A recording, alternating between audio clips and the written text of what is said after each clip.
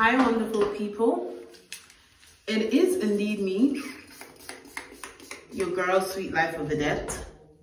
I haven't been on YouTube for a whole damn minute, and I'm sorry, guys. I'm getting ready right now, but I'm really sorry. I have not been on the tube for a minute, and oh my God, what a life I have lived in this time. I'm just thinking about the life I have lived in this time when I have not been on YouTube. Last you guys saw of me, I was in Ghana trying to create a whole life for myself out there. And I guess that life has in many ways been created. And I'm just going through a time that no one could have told me I would go through. Do you know what I mean? It's been a ride and a half living in Ghana. So for those of you who might be watching this for the first time, I am Vedette Ajololo. I moved to Ghana in December 2020 to go and live. When I moved to Ghana, I initially thought I was going to kind of dive into YouTube, but that journey became something different in that I started building a company. And I have been building a company in Ghana for 2 years now. For 2 years, your girl has been hustling, building a travel company in Ghana. These last 2 years have been some of the most interesting 2 years of my life. It's definitely been a defining mark of my 20s. This decade of 20s, guys, don't laugh at me. I don't know what's going on. But, you know, building this business has really given me a different perspective on life, and I'm so glad I did it. So what's been going on? I moved to Ghana in December 2020, and I started building my business, which, by the way, is now a six-figure revenue company in Accra, Ghana. And I'm not gonna lie, like, it's just been really interesting. I've gone through so many things, right? I've literally gone through so many things in this past 2 years that words can't even describe how much I've been through. When I moved to Ghana, I started building a travel company. I honestly didn't think it would grow as fast as it did in the first year. But the thing is, like, Ghana is becoming such an interesting place to be, but it grew so fast that my brains could not even fathom. And, you know, in light of everybody being like, oh my God, you know, if you go to Ghana, you must find a job. You must always have a job. I did not have a job.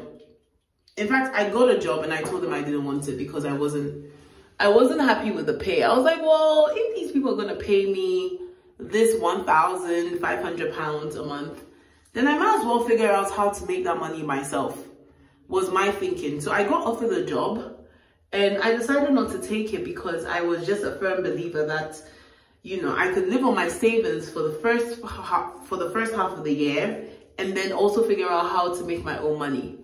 So I started running my travel company, which is called Sorted Chalet. Check it out if you don't know what I'm talking about. Sorted Chalet is now a curated experiences company where we offer experiences across Africa.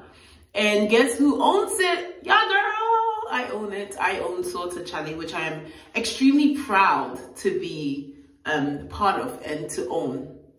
So yeah, I've been running this company, and the first year was really interesting. I had a co-founder. I started working with someone on the business, and I'm not going to really mention a lot about that relationship because it is the story of two people. And it's not just my story. So it's very important to me that I don't speak about that relationship because I have my side and that person has their side. So peace. But I did start running a business with someone else, and the first 6 months was very slow.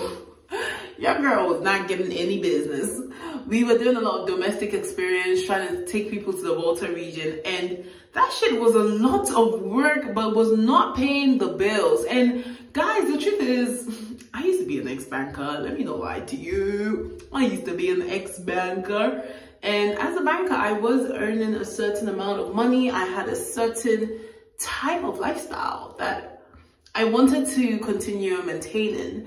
And running experiences, domestic experiences solely in Ghana just was not allowing me to live the lifestyle that I really predicted for myself. Yeah, it just really was not allowing me.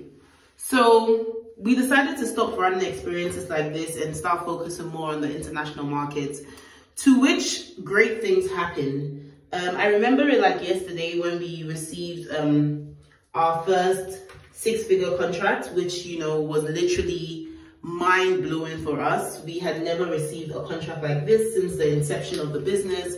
So it was obviously a very exciting time. And we were just in awe of the fact that, you know, we had made it that far. This was probably in like in fact, it was in June, month 6 of the year. So that was really when the business took off, and we just started running these experiences, making money, which was like super exciting. I had to grow as an individual to lead the team. I had to really make use of my tech powers.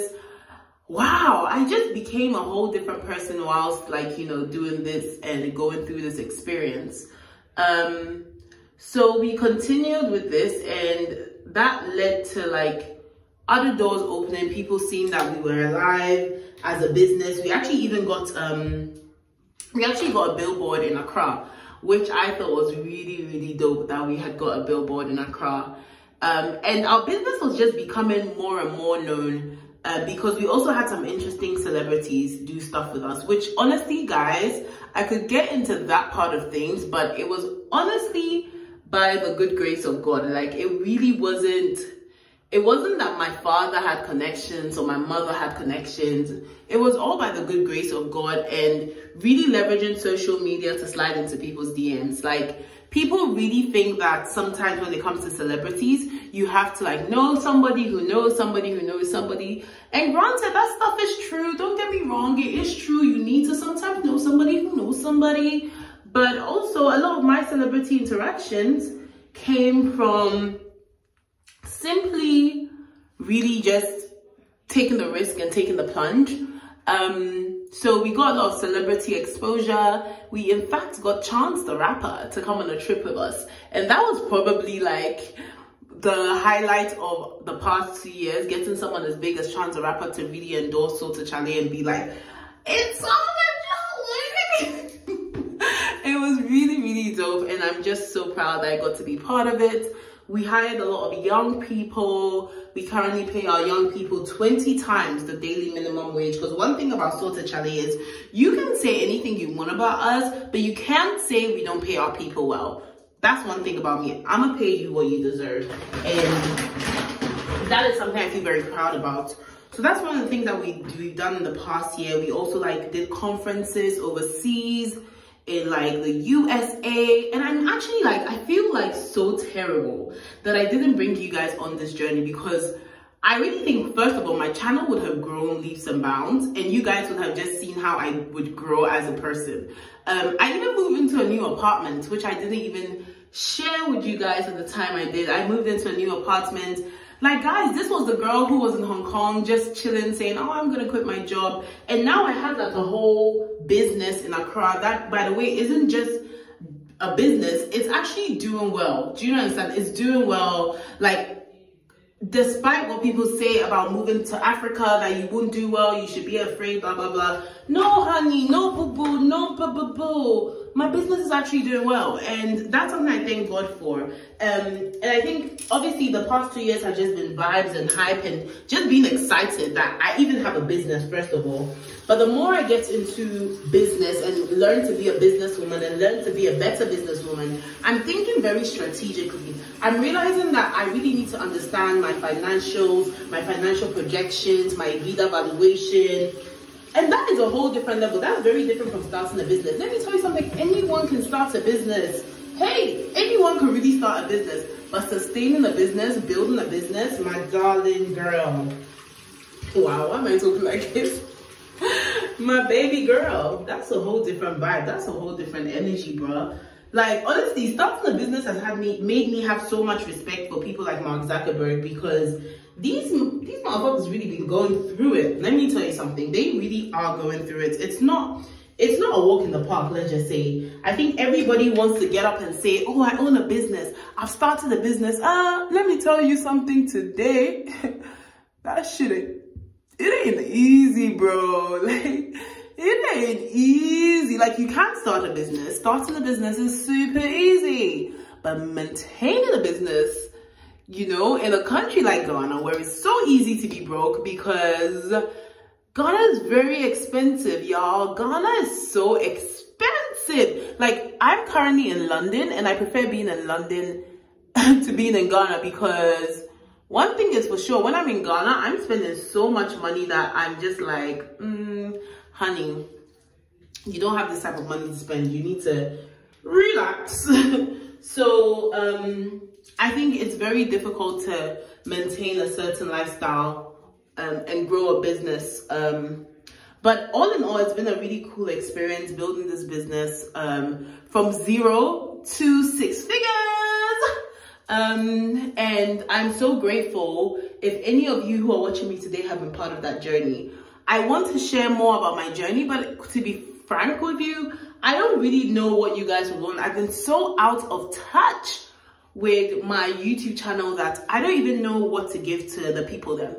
So if you guys feel very strongly about something on the YouTube, please do share with me and I will share. But that's just a life update. I am living, I am glowing, and I am excited to be back here on YouTube to share my life